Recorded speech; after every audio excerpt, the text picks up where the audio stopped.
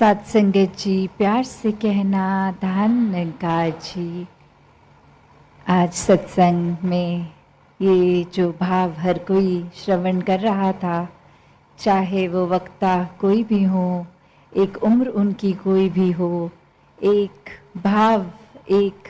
उद्देश्य, जो एक संदेश दे रहे हैं, वो वही संदेश है जो हमें इस चाह से भक्तों का रहा है कि खुद भक्तों ने तो जहाँ अपनी आत्मा का कल्याण कर लिया, इस परमात्मा के साथ ये पहचान करके, और ये जो जीवन में फिर ये एक आनंद की अवस्था, भक्तिमय जीवन की, और वही चाहत कि हर एक तक फिर ये रोशनी पहुँचे। तो वही भाव आज भी जो बार बार संदेश सुन रहे थे कि इस जीवन को व्यर्थ ना गवाओ, इस जीवन में जो करने आए हैं वो उद्देश्य, उसको एक पूरा कर लें, इस परमात्मा को जान के अपनी असल पहचान कर लें। तो बात वही जो एक सार है कि ये जीवन में हमें बहुत ही एक अपनी रिस्पॉन्सिबिलिटीज़ भी हैं, एक कर्तव्यों का जहाँ पालन करना है, वहाँ एक वो करते हुए एक आध्यात्मिक पहलू, इस परमात्मा को हर समय के लिए पकड़ के रखना है, इसको एहसास में रखना है, मन में रखना है। तो एक जीवन में जहाँ कितने ही एक रूप हैं, ये रंग हैं, ये माया की जो बात आती है, ये उलझा देने वाली कि सब कुछ सरल है भी तो भी वो कॉम्प्लिकेशंस कि कैसे ये कभी कभी चाहे वो दिमाग का अपना ही उपज हो या फिर एक कोई सामाजिक रूप में कुछ चीज़ें जो जिस तरह नहीं होनी चाहिए उसको वो वैसा रूप दे दिया जाता है। तो कैसे हर समय जब विचरण भी इसी समाज में करना है, एक अपनी बुद्धि के साथ ही इस शरीर में ही जीना है, तो भी कैसे ये चीज़ों को हावी नहीं होने देना खुद पे। तो ये भरम भुलेखे, ये भ्रांतियाँ, ये सुपरस्टिशन, ये तो एक जहाँ संसार में है, खुद पे उनका रंग कैसे नहीं आने देना। एक इंसान हमेशा जहाँ ये तो सोचता है कि जीवन को एक अच्छा जीवन जीना है, एक हर समय अच्छाई सुकून महसूस करना है, पर वो कर्म, वो सोच फिर ऐसी है जो बेचैन कर देती है, वो चैन में नहीं रहने देती। एक एक्शंस, एक कर्म ऐसी रास्ते पे चलने लग जाते हैं जो फिर रास्ता एक नीची ही दिशा लेके जाएगा, पतन का ही कारण बनेगा। एक मन में जहाँ इंसानियत के भाव होने चाहिए, वहाँ कब वो हैवानी रूप इंसान का ये हावी होकर एक जीवन को कहीं विपरीत ही दिशा ले जाता है। जबकि इस परमात्मा ने ज्ञान बख्श के ये चेतनता भी दी है कि हर समय एक सेल्फ करेक्शन मोड पे खुद को डाला जा सकता है।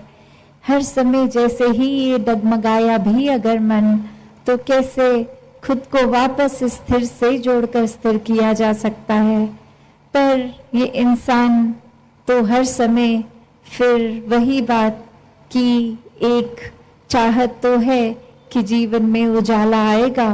पर फिर वो उजाले को पता भी है प्राप्त करने का एक भक्तों ने रास्ता दिखाया, पर ये अंधकार में ही एक विचरण करने का एक मज़ा आने लग गया। एक जब पता भी है, अक्सर हमें कुछ भी जीवन में कर रहे होते हैं और वो बात ऐसे लगती है कि हाँ ये ख्याल आया तो था, पर उस पर कुछ एक्ट नहीं किया, उसको ज़्यादा गहराई तक सोचा नहीं, जैसा चल रहा था सब कुछ चलने दिया। तो बात वही, वो जो हम कॉन्शियस की बात करते हैं, एक चेतनता की बात करते हैं कि अगर ये कोई बदलाव के लिए एक जीवन में सोच आई भी तो उसको अनदेखा कर दिया, उस पर तवज्जो ही नहीं दिया, एक आई गई बात हो जाती है। तो ऐसे ही इंसान इस संसार में आए तो हैं, एक रूप ये कि ये पता है सब माया है, सब क्षणभंगुर है, कुछ भी हमेशा नहीं रुकना। फिर भी हर एक चीज पे मन इस तरह टिका लेता है कि फिर वो ना होने का दुख एक अंदर से मन को खलता है कि ये सब कुछ हासिल होना चाहिए था और वो नहीं हासिल हो पा रहा, तो फिर उसके ही गम में वे रहकर। तो एक कहानी भी इसी प्रकार की कि कहाँ एक इंसान उठता है सुबह और जाके जिस जिस व्यक्ति को अपने घर के बाहर देखता है सबको जा जाकर बोलता है कि मैंने तो सब राजपाट छोड़ दिया है,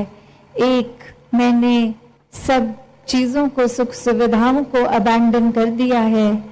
ये एक मैं इतना बड़ा राजा और फिर कुछ भी अब मैं उस तरह वो नहीं अपने पास एक लग्जरियस लाइफ रख रहा हूँ। और वही व्यक्ति के जो ये सुनने वाले,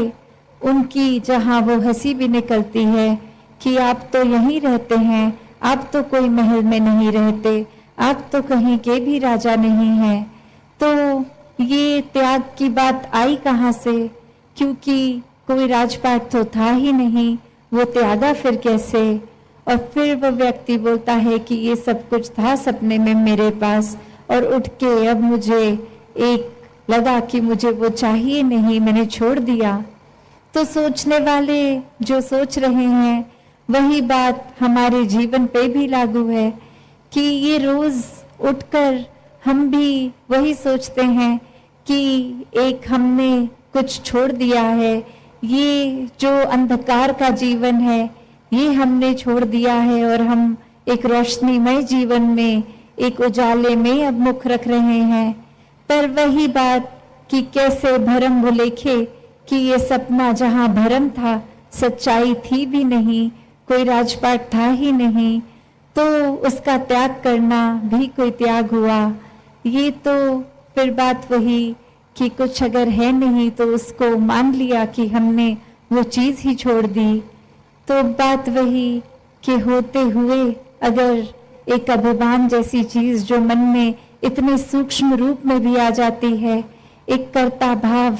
एक मन में ऐसी और भावनाएं भी जो खुद को हमें हमारी नजर में विशेष बना देती हैं, एक सर्वश्रेष्ठ बना देती हैं,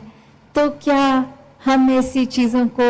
छोड़ भी पा रहे हैं कि ये चीजें जो हैं वाकई में उसका त्याग करना है, ना कि उन चीजों का जो है तक नहीं। तो कैसे फिर एक बात वही आ जाती है कि एक शायर ने भी बखूबी लिखा कि दुख ये नहीं कि अंधेरे से सुलह कर ली हमने, मलाल ये है कि सुबह की अब तलब भी नहीं। तो कैसे एक इतने समय से ये आत्मा भी जहाँ शरीर बदल बदल के एक रूप अंधेरे का, ये भ्रमों में जीने का, या फिर अगर इस जन्म की भी बात करें, कैसे एक हर समय परिवार समाज इत्यादि जो जो भरम भुलेखे बोलते गए, एक सच्चाई ढूंढने का भी इस मन को एक रुझाव नहीं आया कि क्या हर कोई जो कह रहा है वो अंधाधुंध बात माननी है, या कोई सच्चाई के लिए ये जिज्ञासा, ये क्यूरियोसिटी रखनी है। और वहीं एक जो बात हम चाहे मैथोलॉजी भी कह लें या फिर एक भगवान कृष्ण की भी बात करें, तो जहाँ वो जिज्ञासु भक्त की भी अवस्था है, तो कैसे वो जिज्ञासा तो होगी तो ही फिर आगे वो ज्ञानी भक्त बन सकेंगे। तो कैसे अगर जिज्ञासा हम सच्चाई की रखेंगे ही नहीं, एक झूठे जीवन को ही सच मानते चले जाएंगे, एक अस्थिरता को ही एक स्थिर मान लेंगे, तो फिर एक हम खुद कहाँ टिक पाएंगे इस परमात्मा को जान के, जहाँ इसमें टिकना था, मन को इसमें लगाना था, इसको मन में बिठाना था। वहीं एक हम फिर संसारिक रूप में एक अपने ही सोच में एक और चीजों में उलझते जाते हैं, फिर एक मन में एक कुछ भी अपने आंकड़े लगा लिए कि ऐसा करेंगे तो हमारे साथ ऐसा होगा, कुछ ये करने से कुछ अशुभ होगा, तो बस ये प्यार को अपनाते चले जाएं, इस परमात्मा को जानकर फिर उसके बाद ये प्यार करके इसमें एकमिक हो जाएं, ताकि हम खुद से भी एकमिक हो जाएं और पूरे संसार से भी हो जाएं। तो दासी और समय ना लेके इन्हीं शब्दों से आपसे आज्ञा लेगी। सत्संगत जी, धन निरंकार जी।